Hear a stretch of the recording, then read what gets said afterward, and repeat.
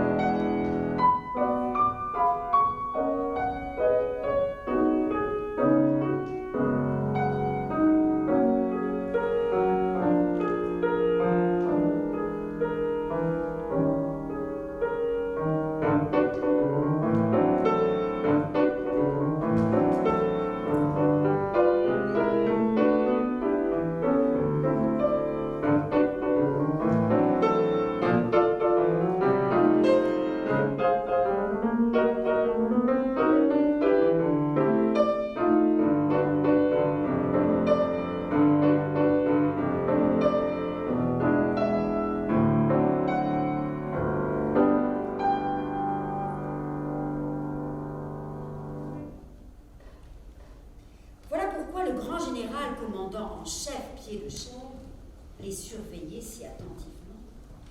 Lui aussi aimait la petite bergère et avait décidé de l'épouser.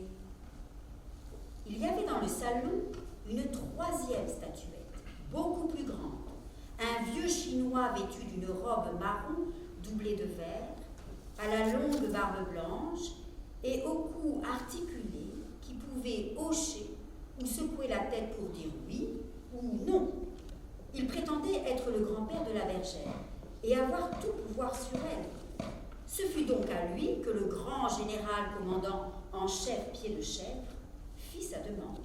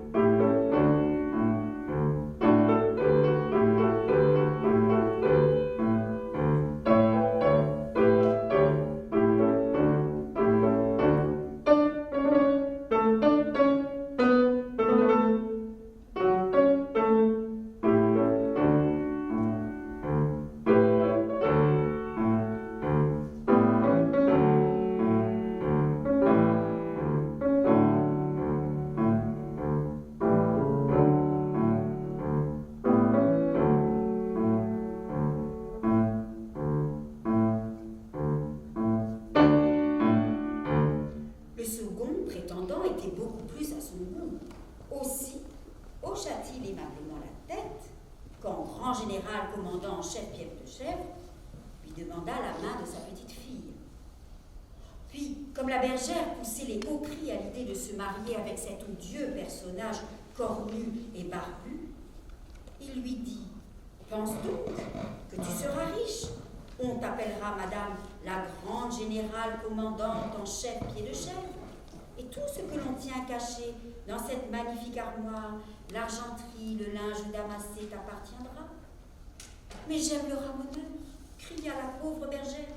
« Mais moi je ne veux pas pour gendre un misérable qui possède pour tout bien une échelle couverte de suie. » Et le Chinois, n'ayant plus rien à dire, se tut. La petite bergère se mit à pleurer en regardant son cher ramoneur. « Moi je ne veux épouser que toi, je t'en supplie, aide-moi à m'enfuir. Tu as raison, grâce à mon métier de ramoneur, je pourrai te nourrir. » Et il l'aida à descendre de la console en lui montrant comment poser ses petits pieds sur les moulures. Mais leur fuite n'était point passée inaperçue. En touchant le sol, ils levèrent les yeux vers l'armoire et virent qu'elle était le théâtre d'une grande agitation. Le rival du ramoneur poussait de grands cris. « Il se sauve! Il se sauve!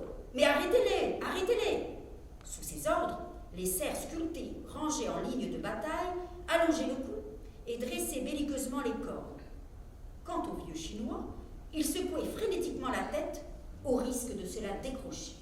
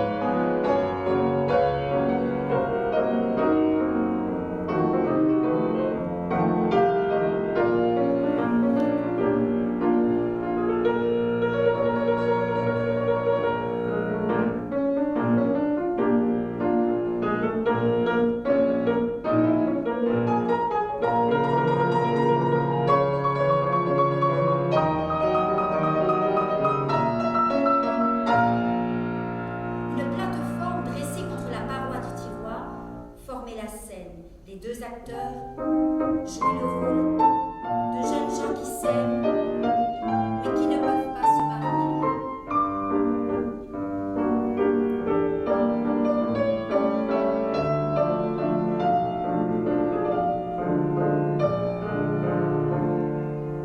Ce spectacle, qui rappelait à la bergère ses propres malheurs, lui fit verser des larmes. « Je ne puis en supporter davantage, dit-elle au ramoneur. Emmène-moi loin d'ici. » Mais à peine était-il de retour sur le parquet qu'une clameur les accueillit. Les voici, attaquons-les. Vengeons notre grand général, commandant en chef pied de chèvre.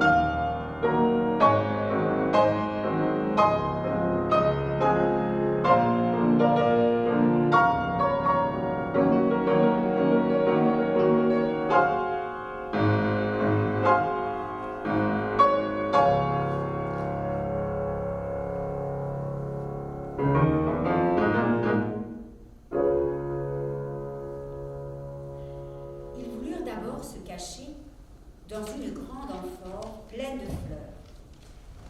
Mais elle avait été, dans sa jeunesse, fiancée au vieux Chinois, et elle refusa de les apprêter.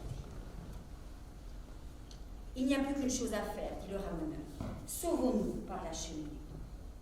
Elle débouche sur le vaste monde. Là-haut, nous serons libres. Mais l'ascension sera difficile, et le monde est bien grand. N'auras-tu pas peur? Oh non, pas avec toi, dit la bergère.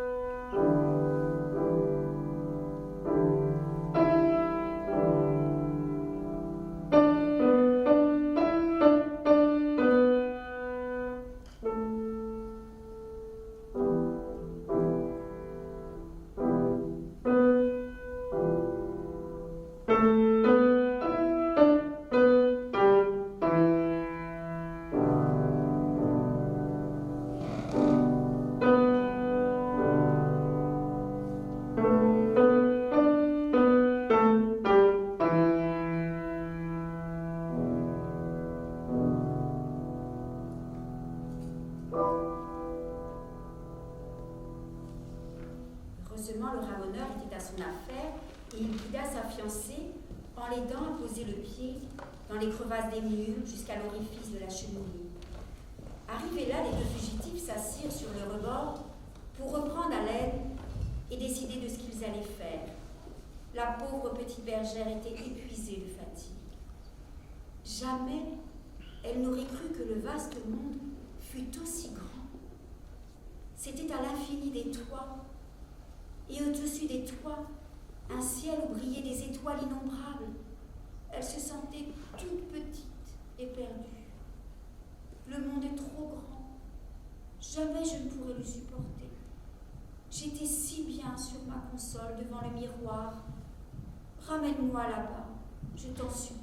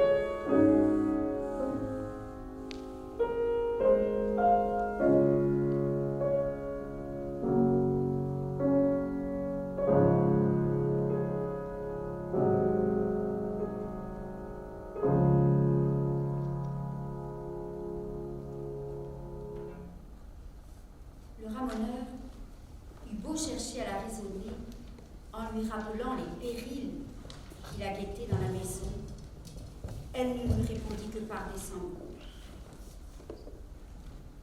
Il se résigna donc à la raccompagner en bas. La descente fut plus pénible encore que ne l'avait été l'escalade.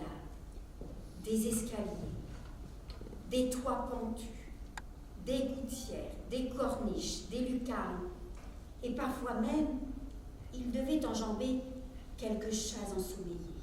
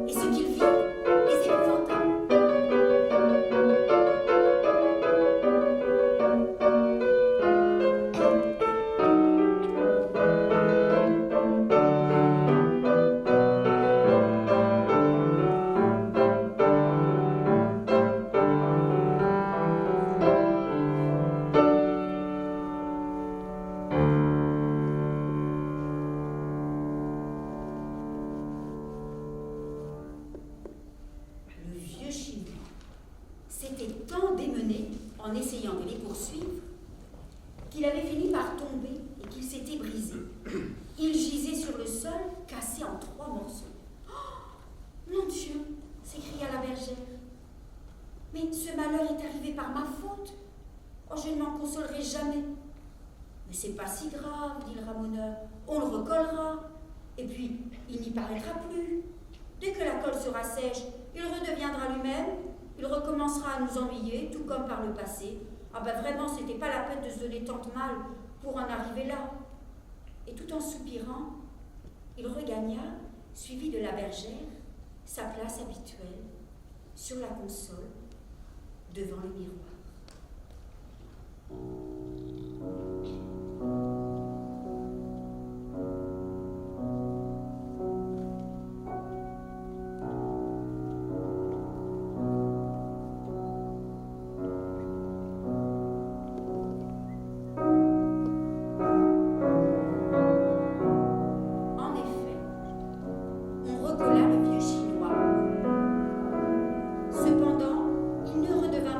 Tout à fait lui-même. Son cou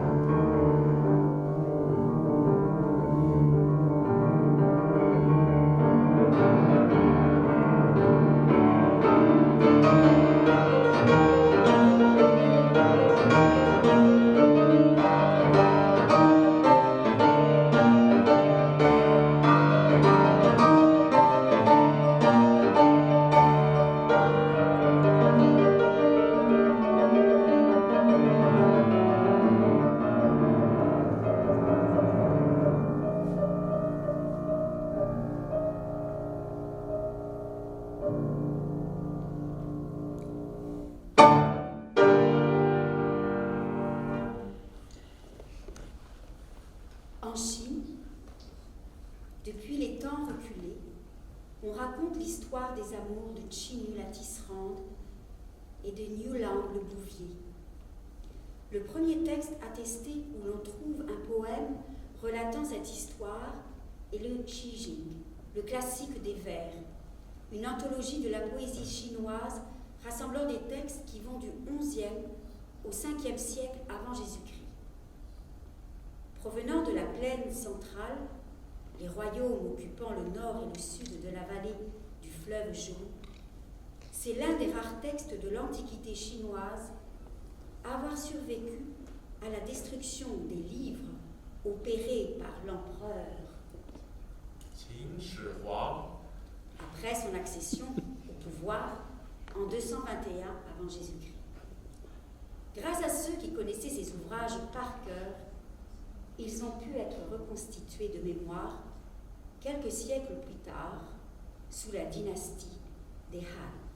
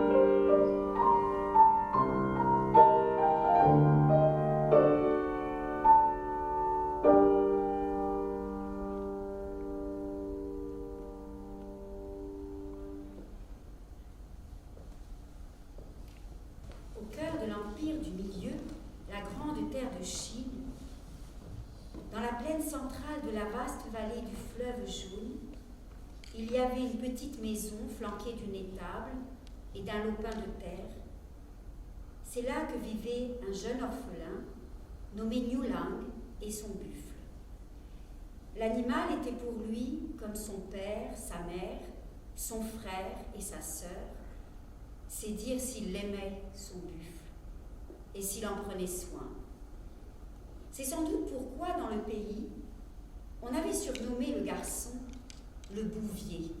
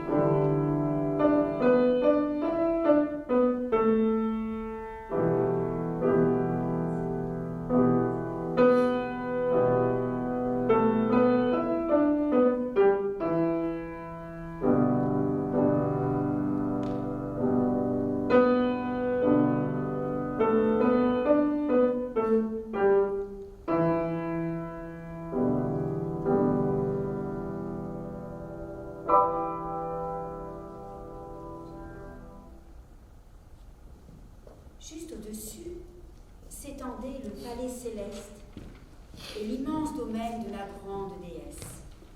Elle avait 7 filles qui toutes tissaient et brodaient les somptueux brocarts dont se vêtait la grande mère.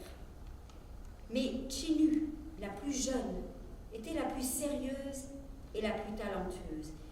C'est pourquoi elle était chargée de tisser les nuages, les merveilleux nuages qui apportent la pluie et la prospérité.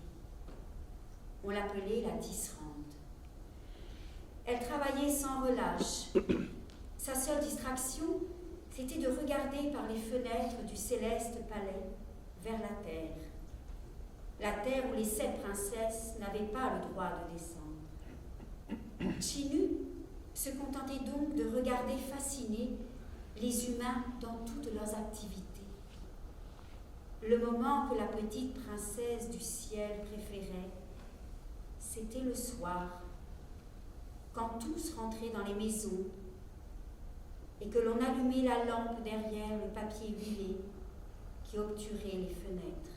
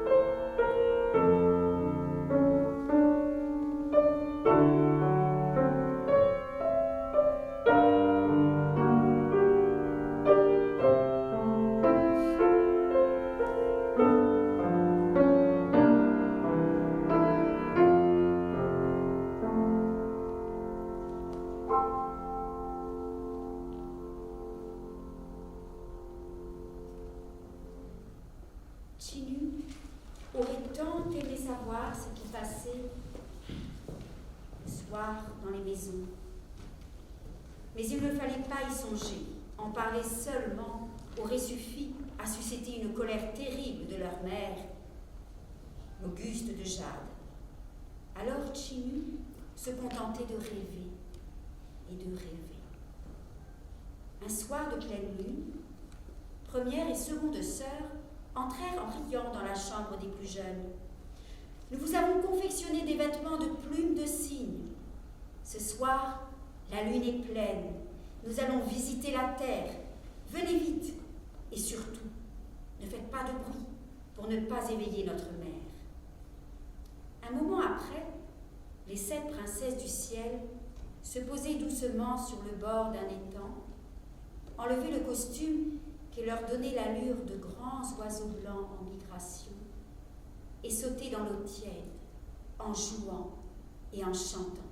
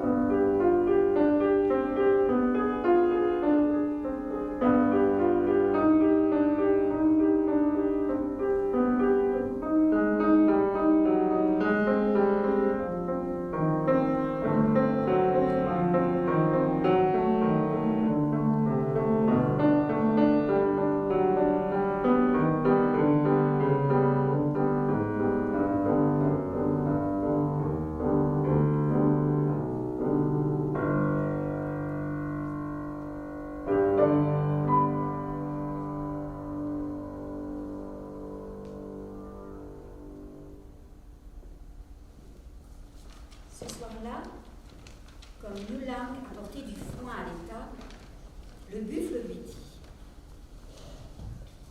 « Ne crois-tu pas qu'il serait temps de prendre une femme ? Mais je suis pauvre, Et je n'ai aucune famille. Quelle jeune fille accepterait de me prendre pour mari? Mais qui te parle d'une fille d'ici, répondit le bœuf. Suis mes conseils, et tu auras la plus merveilleuse des épouses. Niu Lang obéit. Il se lava et s'habilla de neuf. Puis il s'en alla au bord de l'étang, se cacha derrière un buisson et attendit. La pleine lune se leva et vint se refléter dans l'eau calme de l'étang.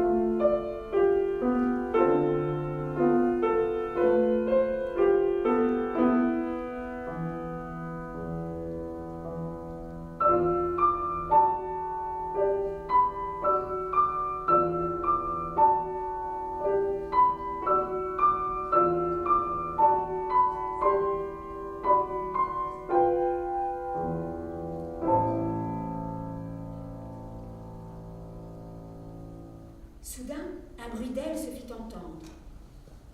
Niu Lang vit d'étranges oiseaux blancs s'abattre sur les rives et se transformer en jeunes filles. Il les vit se dénuder et glisser dans l'eau tiède. Alors vite, sans faire aucun bruit, il prit le vêtement de plume qui était le plus près de lui et courut le cacher dans sa maison. Quand il revint au bord de l'étang, 6 des jeunes filles, rhabillées, s'apprêtaient à s'envoler. « Vite, Chinu, vite, ou notre mère va nous surprendre. »« Mais je ne retrouve plus mes ailes, je ne peux plus m'envoler » cria la jeune fille angoissée. « Oh, que tu es sotte, trouve-les vite et rejoins-nous » Et les 6 grands oiseaux blancs s'envolèrent, l'abandonnant au bord de l'étang, nue et frissonnante sous la pleine lune. Niu Lang sortit de sa cachette. Quand il vit la jeune fille, si belle et si pâle, il eut pitié et s'écria. « C'est moi qui ai pris votre vêtement de plume. Je vous prie de me pardonner. Si vous voulez bien attendre un instant, je cours le chercher. » Chinu le regarda. C'était un beau jeune homme. La franchise et l'honnêteté se lisaient sur son visage. Mais surtout son regard éperdu, comme en adoration, la toucha. Elle sourit. « Garde mon vêtement et fais en sorte que je ne puisse jamais le retrouver, sinon il arriverait malheur. Maintenant que tu m'as vue nue, il est juste que je devienne ta femme. Veux-tu être mon mari ? »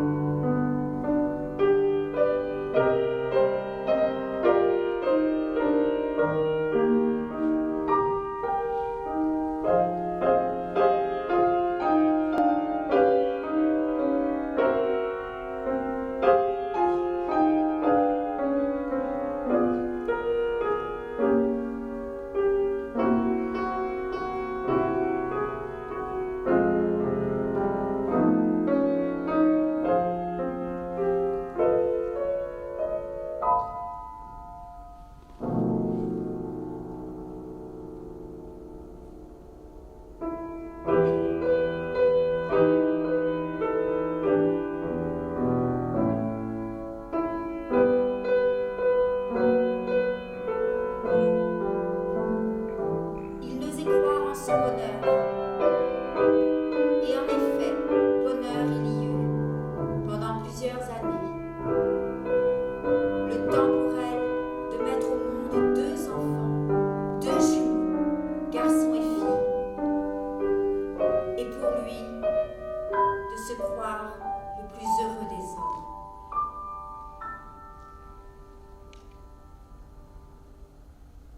Dans le grand palais du ciel, la grande déesse, l'impératrice de Jade, ruminait sa colère. Elle regardait sans cesse vers la terre, cherchant des yeux où sa fille pouvait bien se cacher. Mais la malicieuse enfouissait sa lumière divine dans son cœur et ne quittait sa petite maison, celle du Bouvier, que la nuit et encore. Mais après la naissance des enfants, cela faisait 3 êtres célestes dans la petite maison. Difficile de le dissimuler longtemps aux yeux perspicaces de la déesse. Une nuit, l'impératrice du ciel surprit une lueur inhabituelle qui émanait d'une maison paysanne. Elle comprit immédiatement que sa fille s'y cachait et sans doute ses enfants. Mais comment l'obliger à revenir au ciel?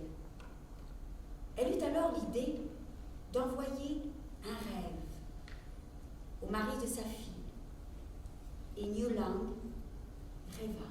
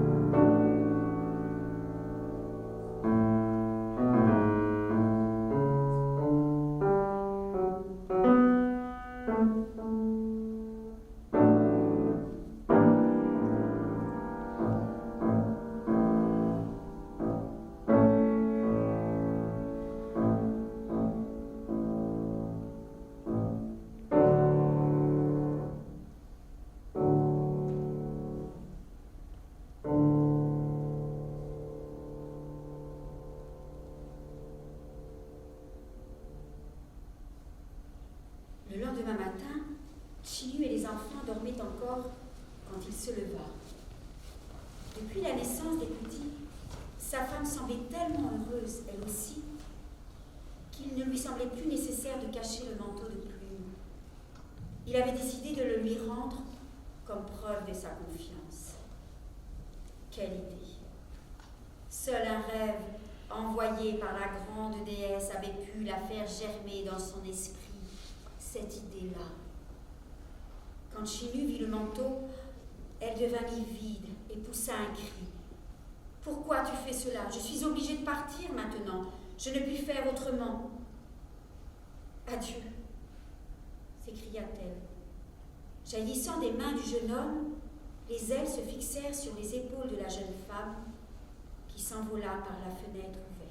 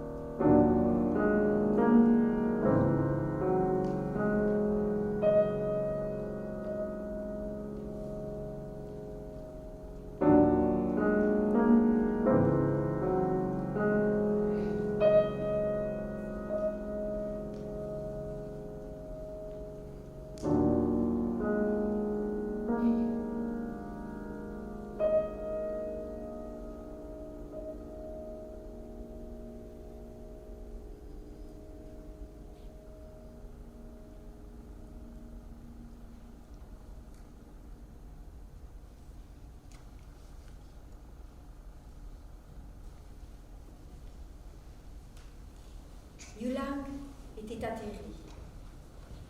Le chagrin lui tordait le cœur. Et voilà que les deux petits-enfants s'étaient réveillés et pleuraient en réclamant leur mère. Ne sachant que faire, le garçon alla trouver son buffle à l'étable.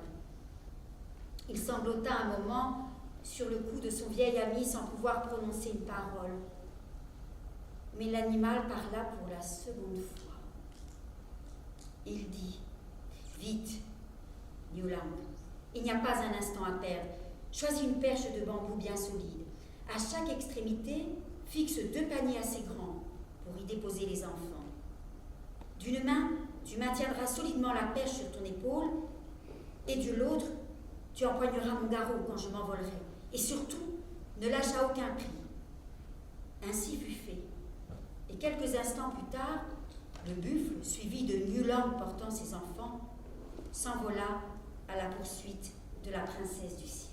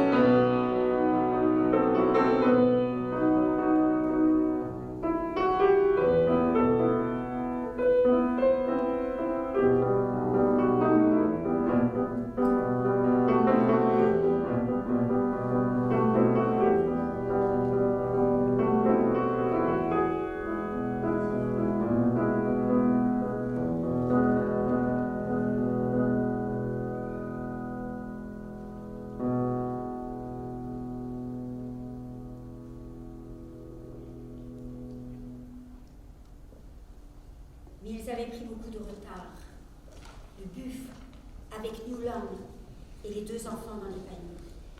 Et la princesse avait déjà regagné le palais céleste.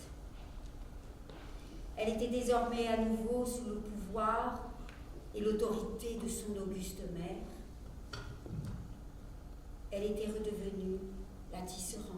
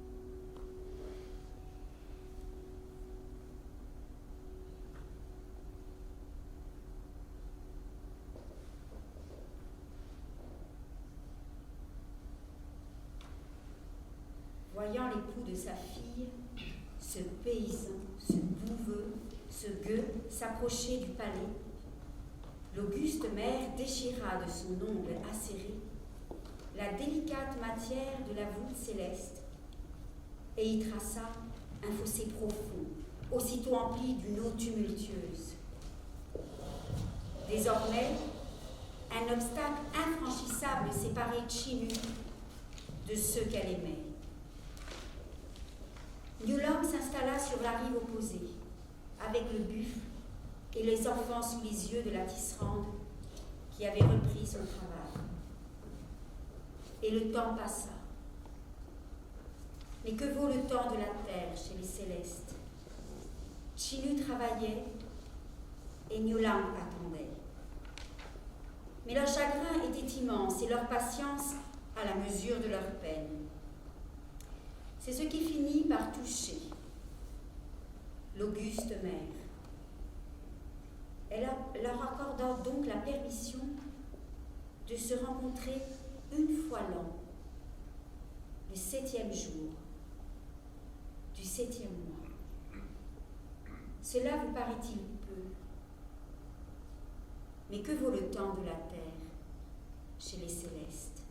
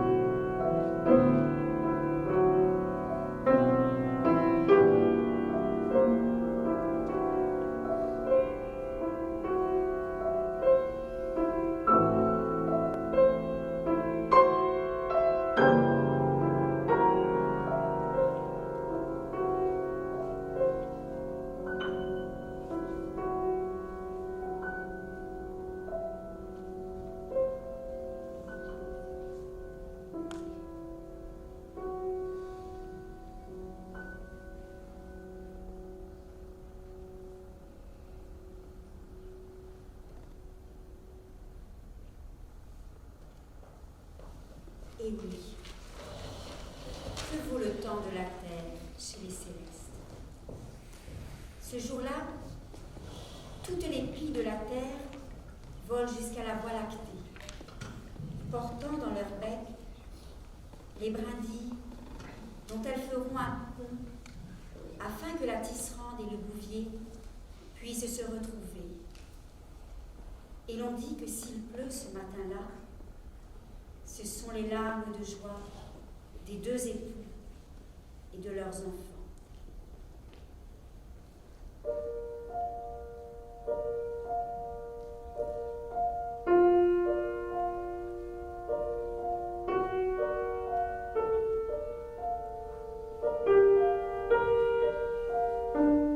Pendant cette nuit qui porte le nom de 喜鹊桥 une guirlande de fleurs est installée dans la cour de chaque maison.